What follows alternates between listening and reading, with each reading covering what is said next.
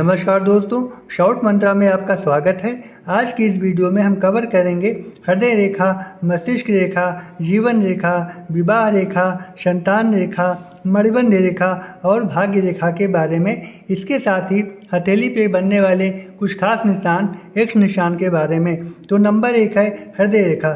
दोस्तों, हृदय रेखा इस लिटिल फिंगर से निकलती है और यहाँ से निकलती हुई अगर ये शनि पर्वत की तरफ कुछ इस तरीके से चली जाए तो ऐसे लोग जो होते हैं हर जगह अपनी प्रॉफिट देखते हैं और बड़े लॉजिक पर्सन होते हैं। अगर ये रेखा बृहस्पति पर्वत की तरफ चली जाती है कुछ इस तरीके से तो ऐसे लोग लविंग नेचर के होते हैं और दिल के सच्चे इंसान होते हैं। अगर ये हृदय रेखा गुरु पर्वत और शनि पर्वत के बीच में जाती है कुछ इस तरीके से तो ऐसे लोगों को बहुत ही सुंदर जीवन साथी मिलता है और उसके साथ कहीं जाने में ऐसे लोग प्राउड फील करते हैं। नंबर दो है मित्रों मस्तिष्क रेखा। तो मस्तिष्क रेखा कुछ इस प्रकार से होती है। अगर ये लंबी और गहरी हो तो इसका मतलब है कि आपकी मेमोरी काफ़ी अच्छी है और ऐसे लोगों को पुरानी से पुरानी बातें भी याद रहती हैं। अगर मस्तिष्क रेखा जीवन रेखा से कुछ इस प्रकार मिलती है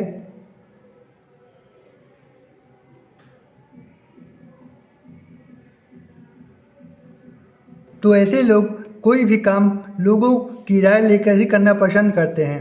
नंबर तीन है दोस्तों जीवन रेखा। जीवन रेखा इंडेक्स फिंगर और थंब के बीच से जो रेखा निकलती है वो रेखा जीवन रेखा कहलाती है।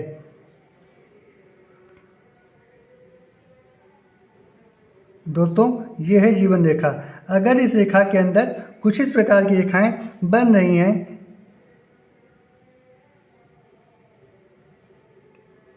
तो ऐसे लोग किसी न किसी के द्वारा सपोर्टेड होते हैं। नंबर 4 विवाह रेखा। दोस्तों, विवाह रेखा इस लिटिल फिंगर और हृदय रेखा के बीच से होकर निकलती है।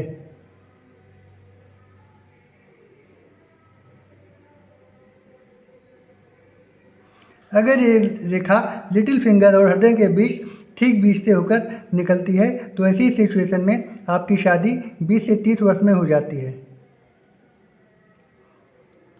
ये रेखा हृदय रेखा से जितनी दूरी पर बनेगी विवाह उतना ही लेट में होता है और इस विवाह रेखा के अगल बगल यदि छोटी छोटी रेखाएं कुछ इस प्रकार से होती हैं तो ये व्यक्ति के लव और रिलेशनशिप को दर्शाती हैं। नंबर 4 दोस्तों, अब हम बात करते हैं संतान रेखा की। दोस्तों, लिटिल फिंगर से नीचे कुछ इस प्रकार की जो छोटी छोटी रेखाएं बनती हैं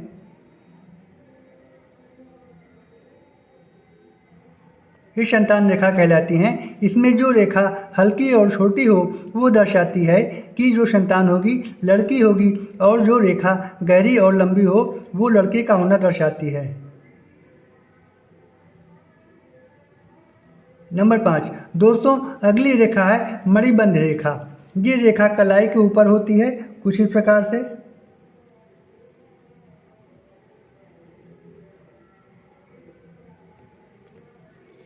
तो आपकी हेल्थ बहुत अच्छी रहेगी। अगर ये रेखा कटी या खंडित होती है कुछ ऐसे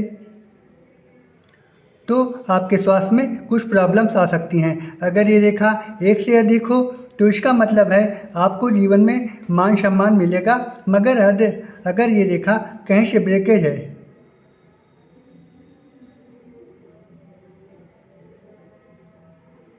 कुछ इस तरीके से तो इसका मतलब है कि कहीं ना कहीं आपको अपमान भी सहना पड़ेगा।